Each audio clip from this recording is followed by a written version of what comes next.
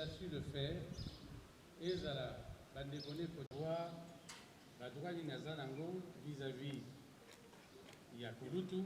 Tata moko azali na force ya maudire mwana na ye. Et tu seras béni, heureux et tout. Voilà. Et tu vivras longtemps. Et le moko ya esengo susu nango parce que atikeli biso bana, des enfants qui ont bien évolué, des enfants qui ont su jouer leur rôle vis-à-vis à papa Nabango, vis-à-vis à papa Leki Nabango, vis-à-vis à ma cousin, ainsi de suite. Et ça, c'est une grâce. Comme je le disais, Nabana, na Bible, je crois, Pesibiso Nzambe, Pesibiso, 70 ans, il y a vie normale. Après 70 ans, il y a des musiciens Mogo et Abisso Amouné en Afrique, Manu Dibangu. Ce que nous mangeons, c'est la part de Dieu. Lui, il est arrivé à 85 ans. Ça, c'est vraiment une grâce. Toza n'a pas, c'est parce qu'il nous a quittés. Biso Batotikali. Mais il est à Keina Isengo, parce qu'à Sali Moussala Naye, la œuvre Naye, et Kolandaye, puis au commissaire, et pas Nzambe Agozilaye. Biso mususu tolingi koyoka mbela mpona koyoka wapi oyo ezali maloba Nzambe.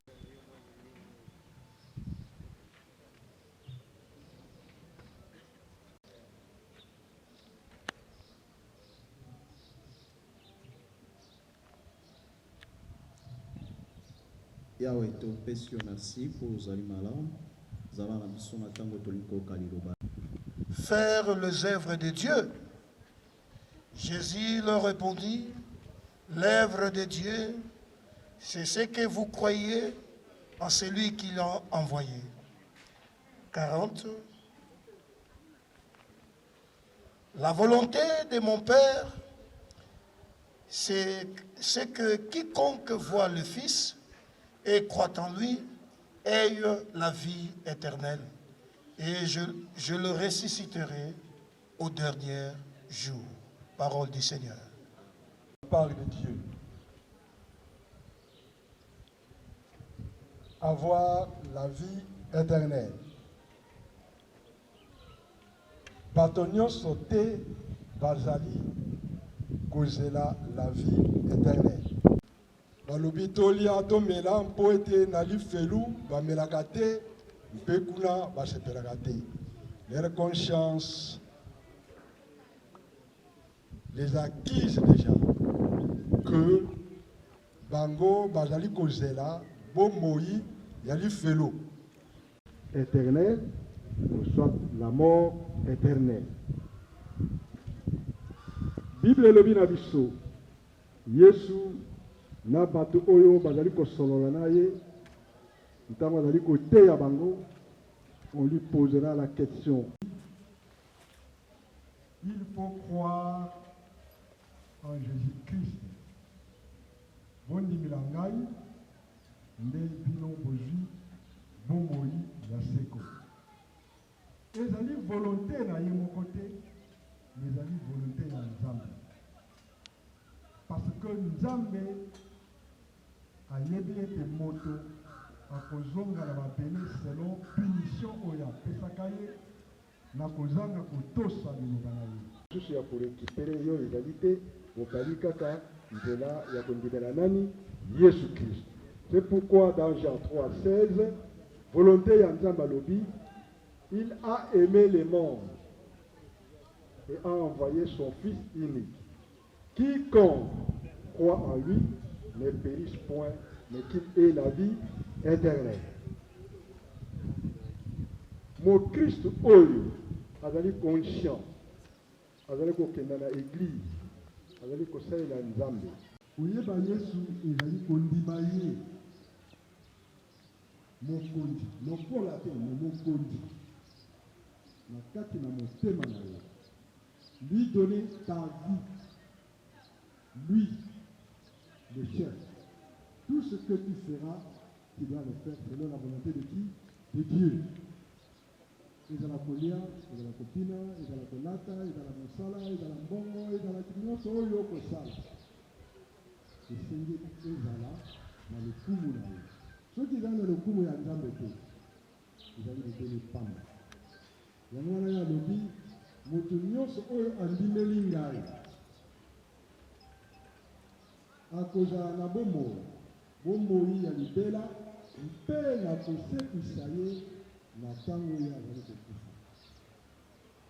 Lokola ye asekwaki, ye mpe azali kosekisa baoyo bandimeli ye.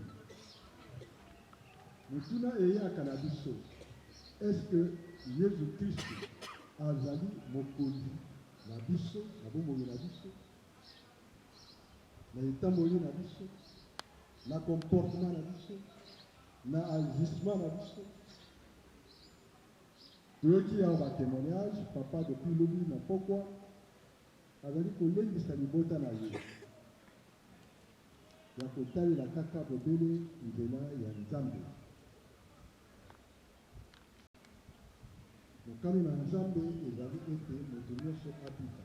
Yango wana na pokwa na ebele. Il t'appelle.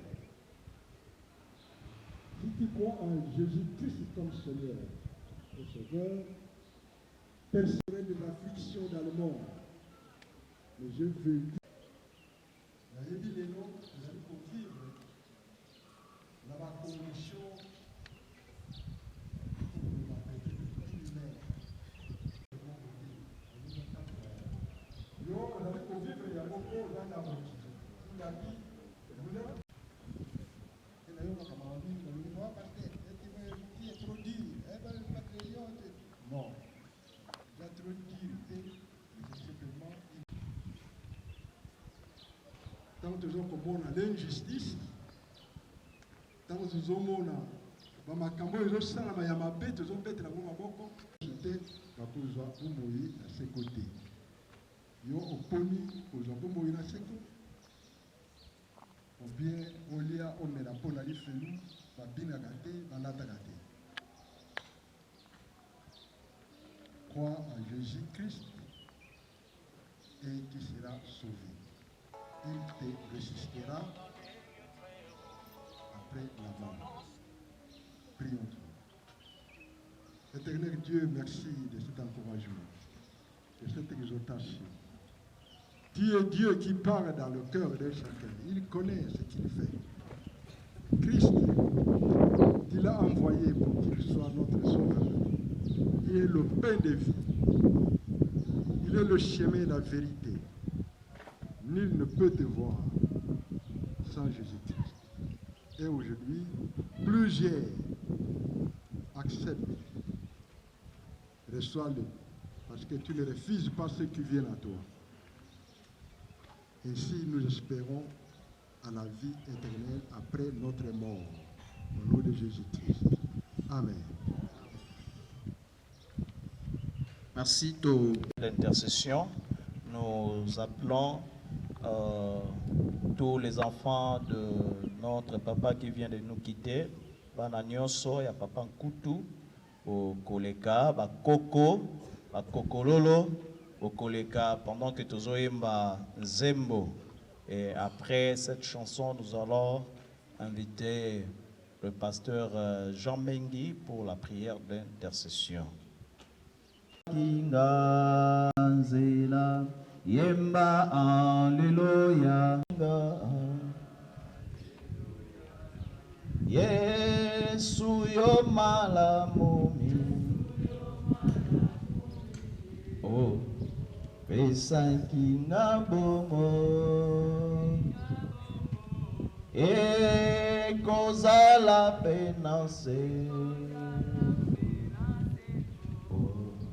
mon ego silate yemba alleluia bana bakoko bakokololo ba membre ya famille alleluia na Yesu. Merci to bengi révérend pasteur Jean Mengizola pour la prière d'intercession. Alléluia. Nzambe azalokumu pona libota oyo emonani ete boza libota monene emonani ete boza libota bopambolami kozala na batu c'est ça la richesse po bato mingi bakanisaka ete eloko moko nalingi koloba avant tokoka kosambela. Dans Marc chapitre 3, bokotanga tana bandako moi eza complexe biso totanga bien. L'homme est divisé, ce royaume ne peut pas subsister. Si une famille est divisée, cette famille ne peut pas subsister. Et koko umelate. Yalobe soki libota moko eza kokabwana. Libota wana ekoko umela te. Eloko tolingi kosenga na bino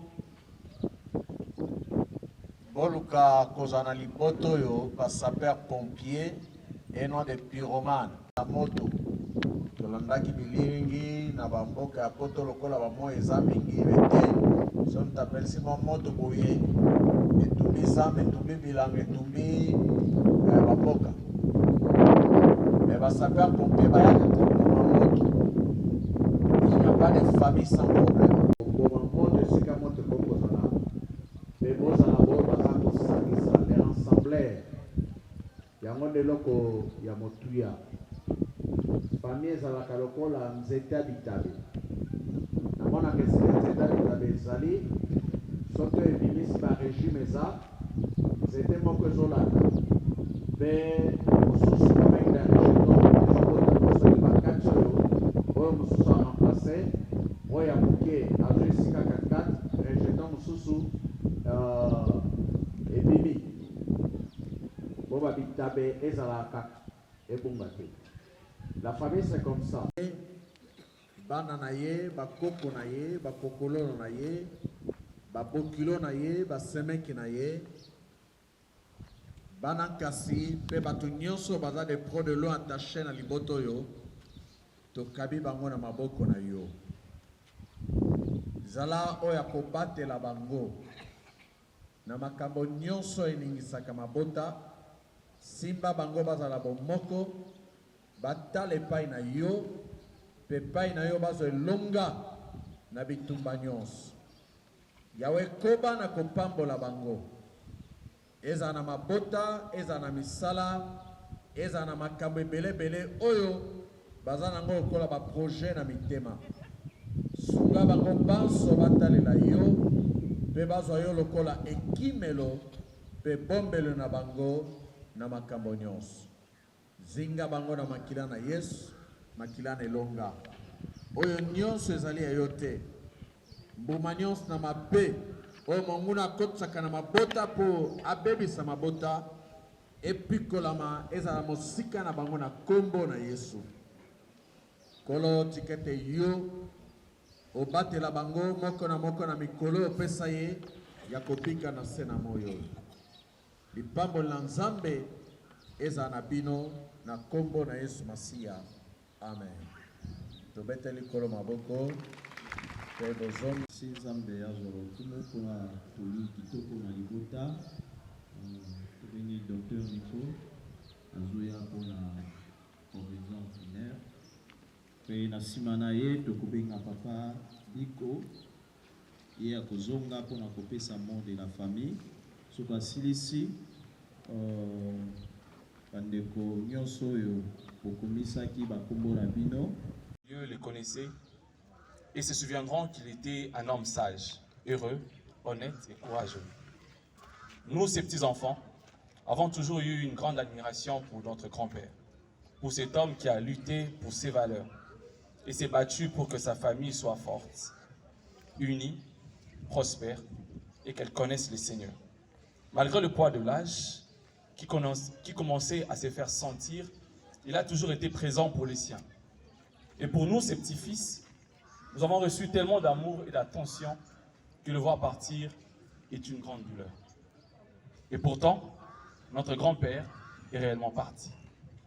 Fort heureusement, ils vivront en nous par les différentes valeurs qu'il nous a laissées, tant morales qu'humaines, mais surtout pour les valeurs chrétiennes, puisqu'on l'a vu vivre comme un vrai chrétien, aimant Dieu et le servant avec dévouement.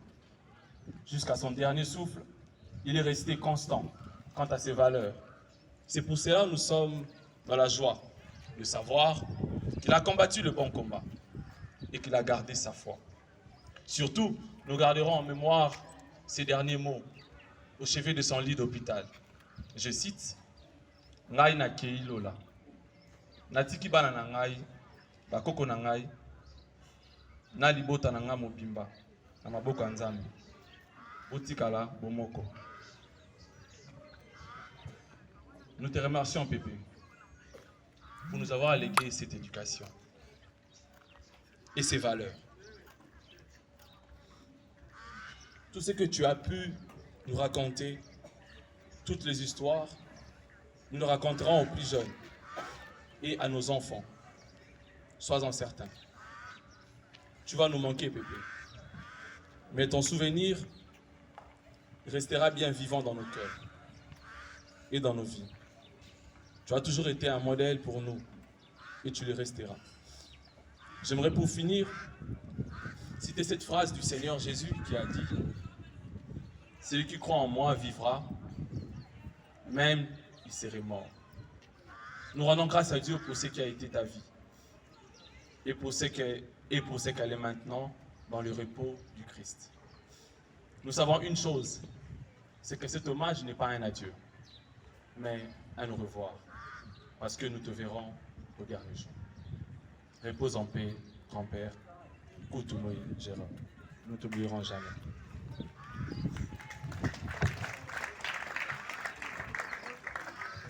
Merci au Bengi Papa Bingo pour le mot de la famille.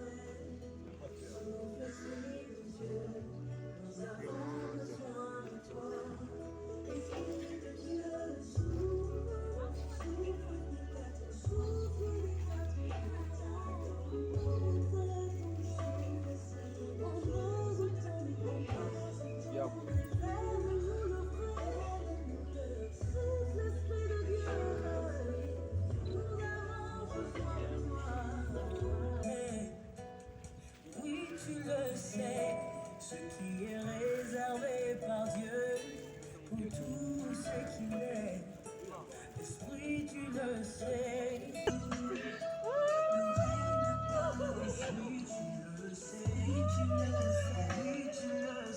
La famille Attaque qui peut avancer.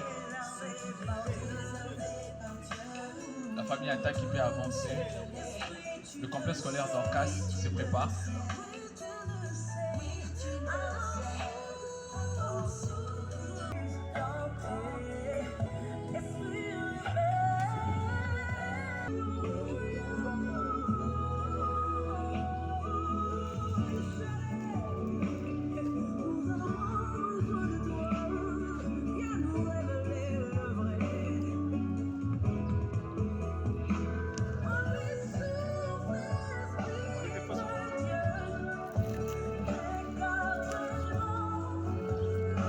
Le complexe scolaire d'Orcas peut avancer. La famille Koubanika se prépare. L'air d'Orcas avancez s'il vous plaît. Pendant ce temps, la famille Koubanika se prépare.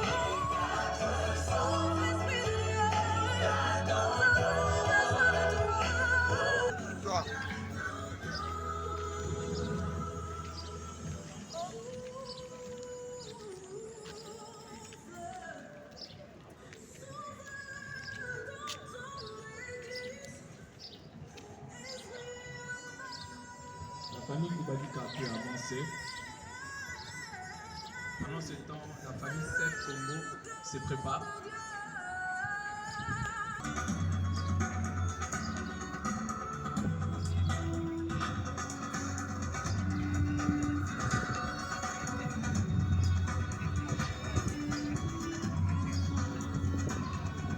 famille Seb Congo peut avancer.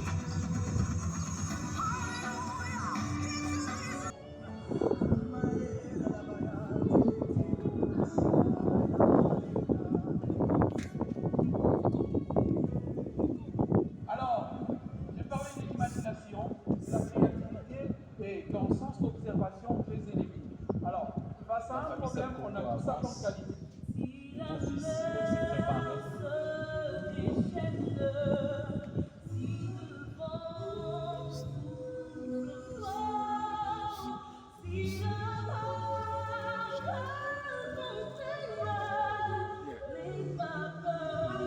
Les beaux-fils de papa Jérôme peuvent avancer.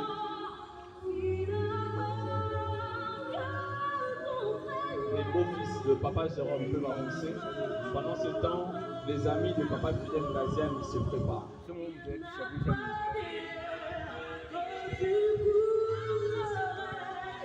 Les beaux-fils de papa Jérôme peuvent avancer.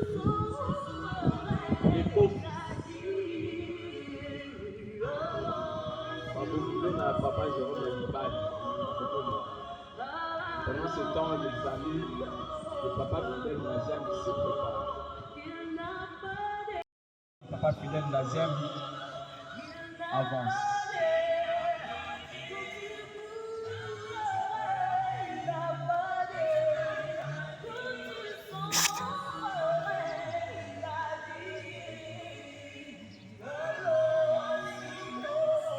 Pendant que les amis de papa Fidèle Naziam avancent, les belles filles de papa Jérôme se préparent.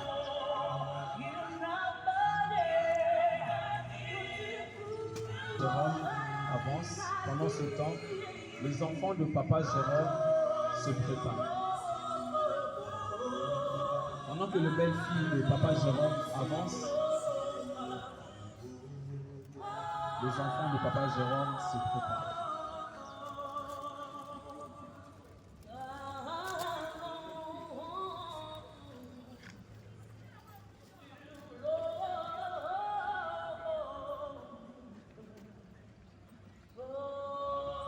Pendant que les belles filles avancent, les enfants de papa Jérôme se préparent.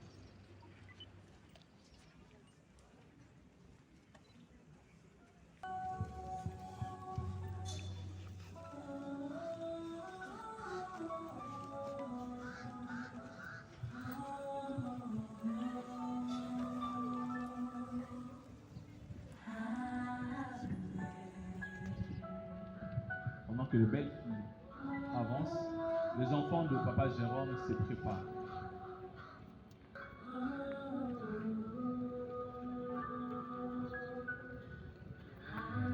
Les enfants de papa Jérôme, les petits enfants de papa Jérôme se préparent.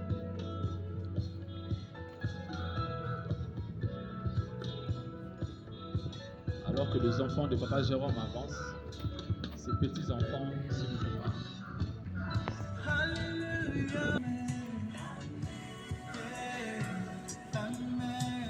Les petits enfants, préparez-vous s'il vous plaît. Je ne vais pas prendre trop de temps.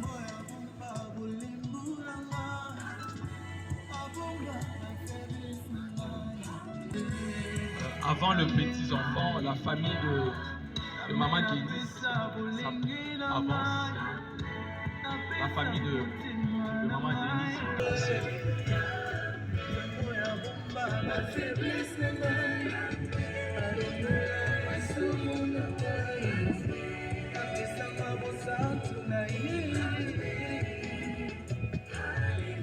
La famille de maman Denise avance d'abord.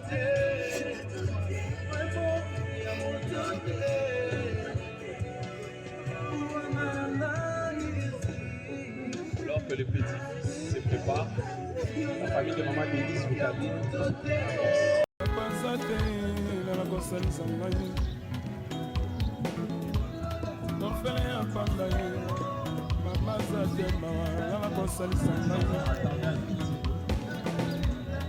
nakomaki kuyingayenga motambolango mpipa mpona ngai esilaka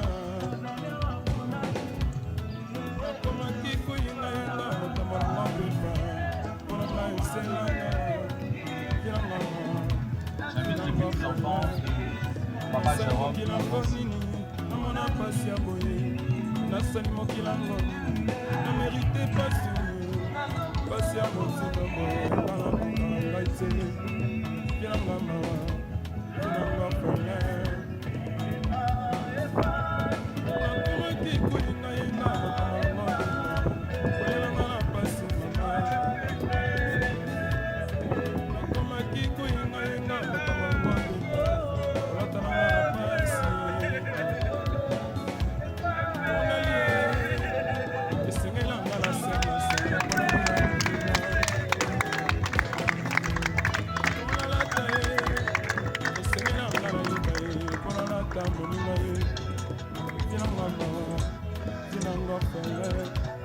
nasali mokilango nini namona pasi ya boye nasali mokilango nini namerite pasi ya mokilango boye nanakoka ngai te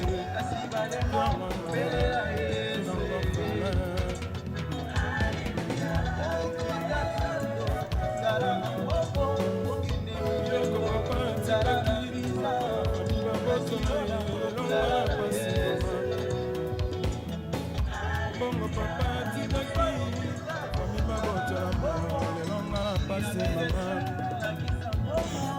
lopango papa tikaki fami baboto na ye lelonga fazele nanga moninga mbenaze bamesanya kambele komakimbe kona ngai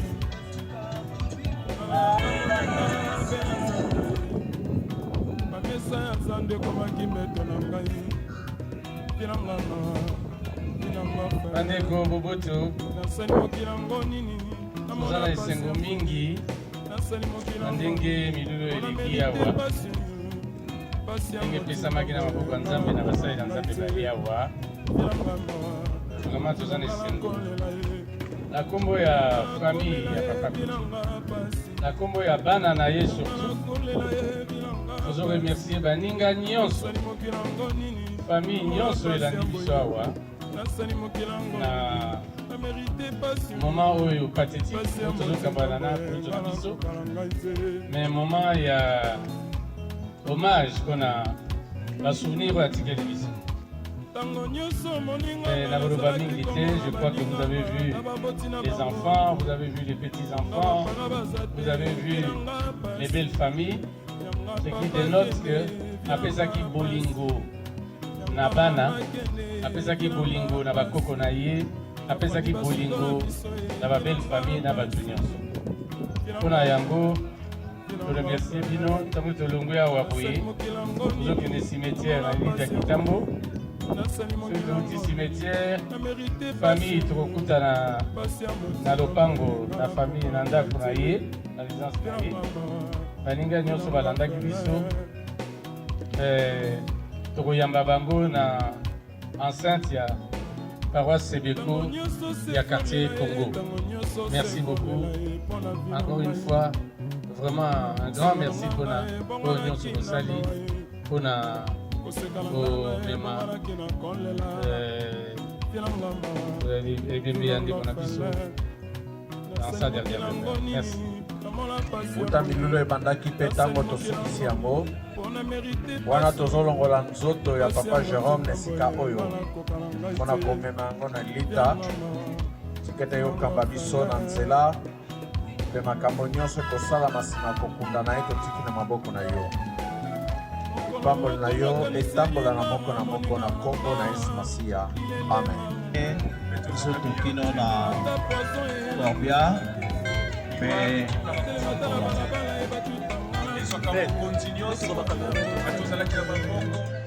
ozalaki na bamoyen soki liwa ye titre na yo te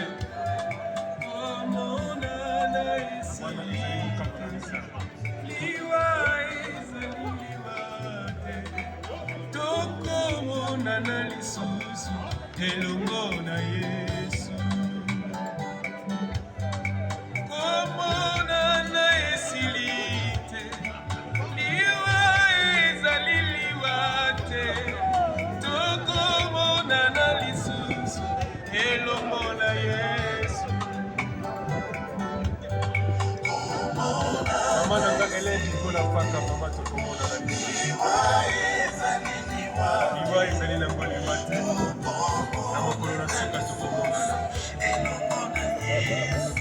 nanga Nathalie Sikibuli tokomona na lisusu papa.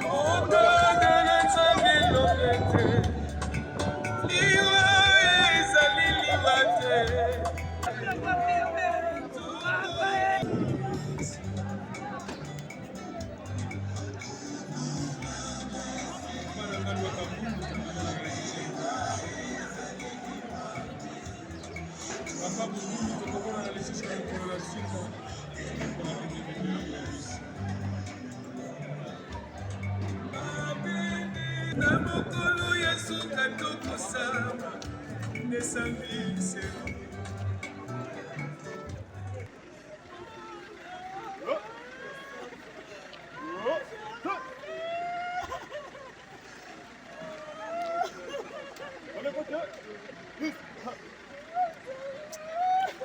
Kiba. Oui.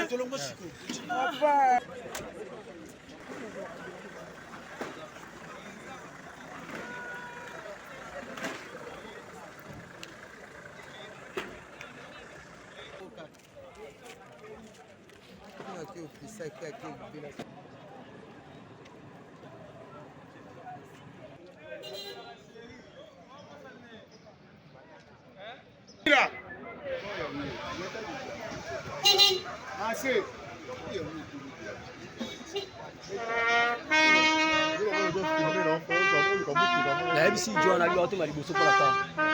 Yo kwa msusu. Ah.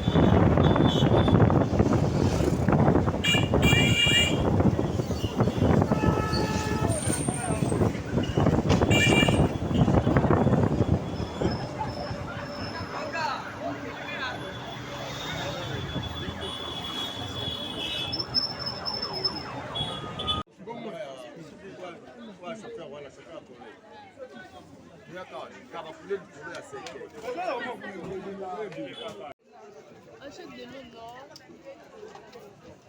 non.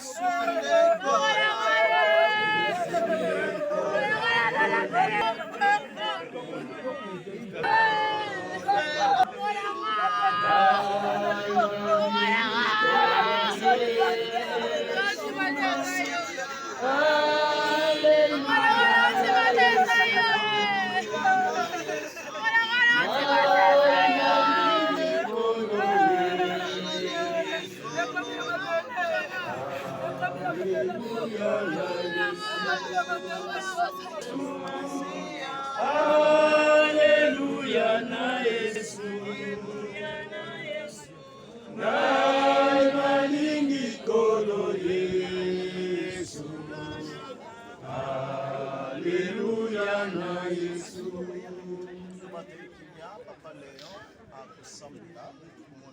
Nzambe oyo okelaki biso na elilingi na yo kaka yo Nzambe nde ozwaki mokano olobi moto aza putulu akozonga na putulu. Lelo maloba oyo ekokisami Nzambe ete ya biso bao tozotambola nanu ke oza incomparable Dieu oyo lobaka moto moko ta kolongola yango tikino ekokisama. Ezala bao batukaka yo bao bandimaka te ke ozali. Lelo tomoni liwa etei biso. Papa Nkutu avandi missione esili bambula opesaki ye ekoki. Lelo azongi na putulu toye kotika ye. Tour na biso bamosusu pe ekoya. Tika mokano na yo esalama na bomoi na moko akufa kola na volonté na yo. Tala papo asaleli. Et j'entendis du ciel une voix qui disait: écris, errez, dès à présent les morts qui meurent dans le Seigneur. Oui, dit l'Esprit, afin qu'ils se reposent de leurs travaux, car leurs œuvres les suivent. Amen. Amen. Amen. Oya kufi azamo Kristo. Tolande même na libondeli ya moto na Nzambe. Kota tolaete asali mosala na ya silisi. Dieu a décidé que la date oyo azwa oyo ya ye. Alléluia. Amen. Koyoka bato koyelo simbina na nzete te. C'est tozali na posa na yo et tout consort. Il est mort comme un robuste. Alléluia. Akufi lokola moto donc dans bamvula oyo date dans bamvula oyo plutôt Bible ezosenga yekuta lekisi na mwanda. Donc esengo na ba oyo bakufi kati na Yesu. Misala na bango ekosala nini? Sikoyo so kufi libanda Yesu. Nini ekolanda? Donc misala na yo pe kosala nini? Ekolanda. Yango kokufa ya diacre ya mwana na nzambe lolo ezosepela. Amen.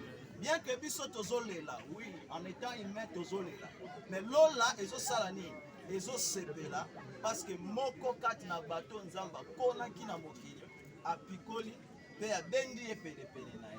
Yango oyo toye kokunda lokola zalaki diacre mpaka na kati na lingomba asalelaki nzambe tango molai tozotika koloba te lingomba ya sepiko quartier Congo parmi bato oyo babandaki yango ye pasa na kati yango na suka tobi misala na esala nini.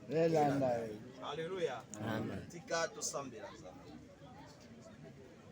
Nzambe topesi yo merci po ete yo ozali nzambe okiso ezali posa ya mote posa na yo lolenge olobaki ete tokutaki na mabele tokozonga na mabele mission opesaki epa papa na biso esuki ozwi akende kopema tika ete molimo na ye epema na kimia na kombo na Yesu tolobi biso nyonso amen. Bible lobi okutaki na mabele pe okozonga na mabele ozali lisusu na mingi ya koloba te opesi biso fololo opesi biso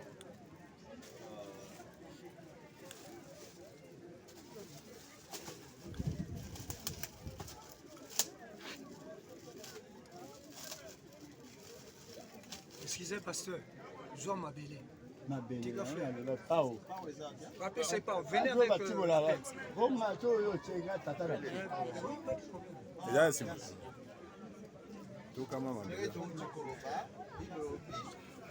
utaki na mabele pe okozonga na wapi?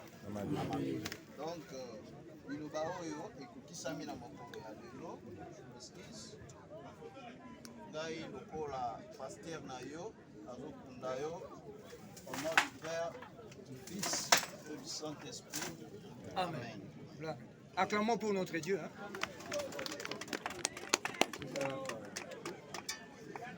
Non, fais ça, pasteur.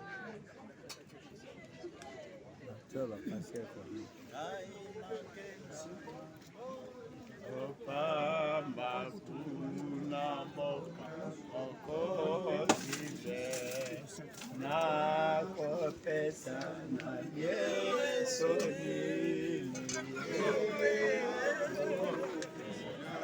Combien pour les